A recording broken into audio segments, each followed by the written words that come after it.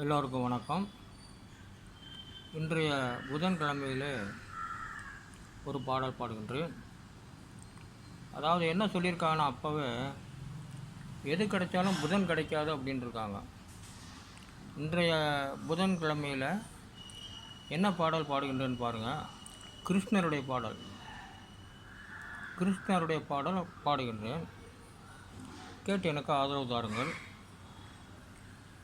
கண்ணன் வருவான், கதை சொல்லுவான், வண்ணமல தொட்டில் கட்டி தாளாட்டுவான், குழலெடுப்பான், பாட்டிசைப்பான், பழம்புரி சங்கெடுத்து பாலூட்டுவான், பழம்புரி சங்கெடுத்து பாலூட்டுவான்.